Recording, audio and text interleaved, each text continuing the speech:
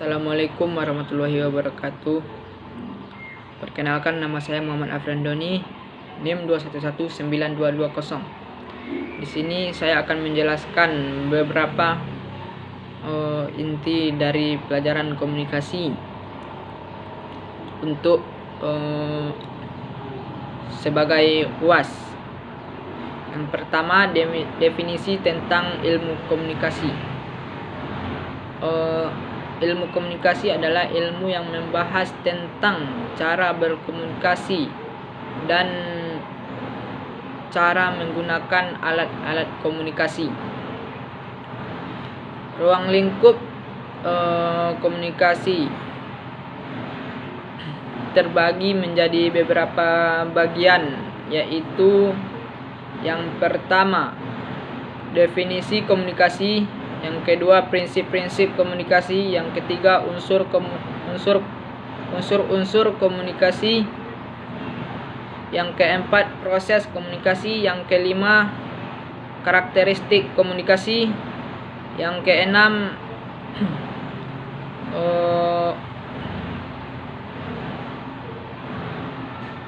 halaman-halaman komunikasi.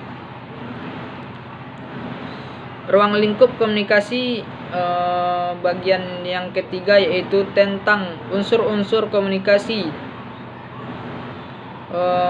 Unsur-unsur komunikasi terbagi menjadi beberapa bagian. Yang pertama, sumber. Yang kedua, bentuk koda.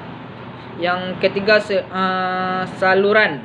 Yang keempat, pesan. Yang kelima, penerimaan. Yang keenam, pembicara kode. Yang keenam, pembacaan kode. Yang ketujuh, umpan balik. Yang kedelapan, arah. Yang kesembilan, lingkungan. Yang kesepuluh, media. Makalah yang kedua yaitu tentang prinsip-prinsip komunikasi. Terbagi menjadi 12, yaitu komunikasi adalah proses simbolik. Yang kedua, setiap perilaku memiliki potensi komunikasi. Yang ketiga, komunikasi memiliki dimensi isi dan dimensi hubungan. Yang keempat, komunikasi berlangsung dengan berbagai lingkungan kesengajaan. Yang kelima, komunikasi memiliki konteks ruang dan waktu. Yang keenam, komunikasi melihat prediksi serta komunikasi. Yang ketujuh, komunikasi bersifat sistematik. Yang kedelapan, semakin mirip kegiatan sosial budaya, semakin efektif komunikasi tersebut. Yang kesembilan, komunikasi bersifat non-komersial. Yang kesepuluh, komunikasi bersifat proseksual dan transisional. Yang ke-11, komunikasi bersifat introversibel. Yang ke-12, komunikasi bukan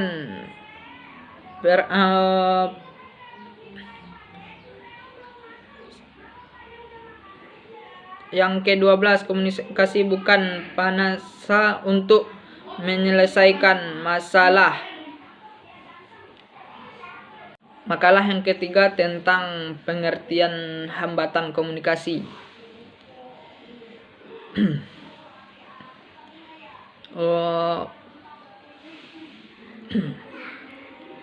Pengertian hambatan komunikasi adalah segala bentuk gangguan dalam proses penyampaian dan penerimaan suatu pesan.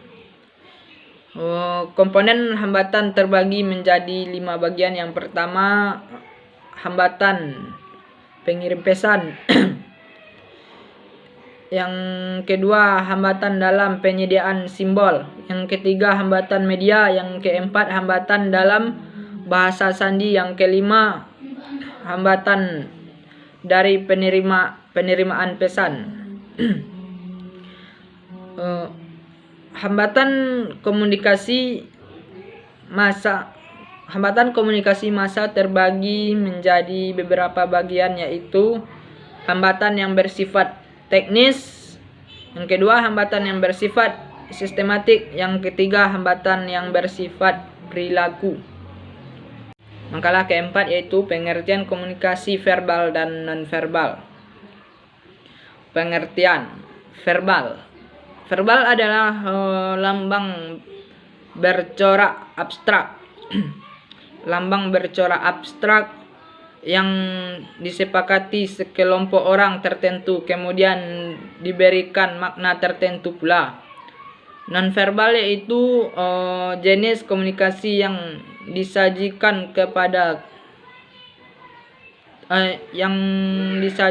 tanpa kata-kata dalam proses penyampaian informasi seperti kontak mata, wajah, gerak tubuh dan sebagainya. Yang kedua, ciri-ciri komunikasi verbal dan nonverbal. Ciri komunikasi verbal disampaikan secara lisan dan tujuan proses komunikasi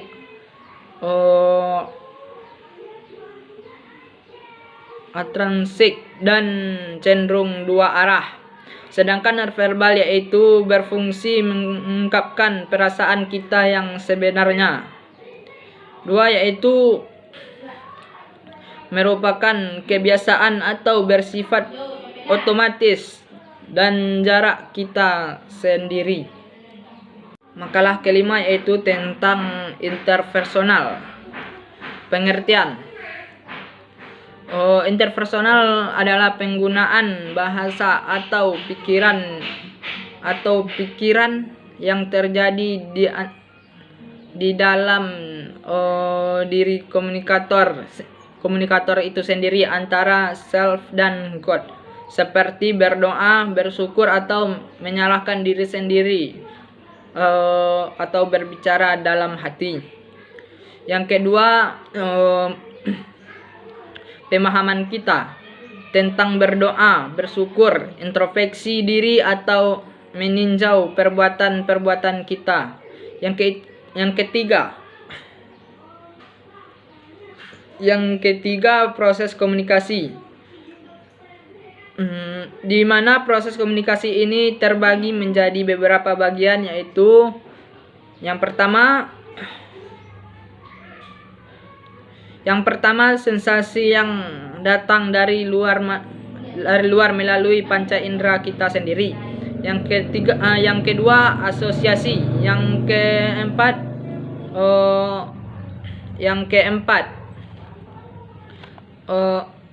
ketiga persepsi. Yang keempat memori. Yang kelima berpikir. Makalah keenam yaitu tentang bentuk komunikasi interpersonal. Yang pertama yaitu perspeksi antarpersonal dan konsep diri pengalihan komunikasi. Faktor pengalihan konsep diri antara lain orang dan kelompok faktor yang mempengaruhi konsep diri ialah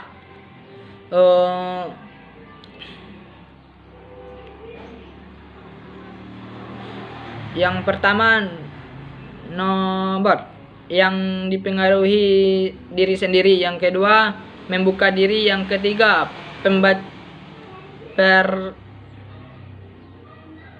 percaya diri, yang keempat selektivitas. Kedua, komunikasi antara pribadi merupakan proses pemberian dan penerimaan pesan antara dua orang atau tiga orang dalam kelompok kecil melalui satu saluran atau lebih. Sekian yang dapat saya sampaikan. Terima kasih. Assalamualaikum warahmatullahi wabarakatuh.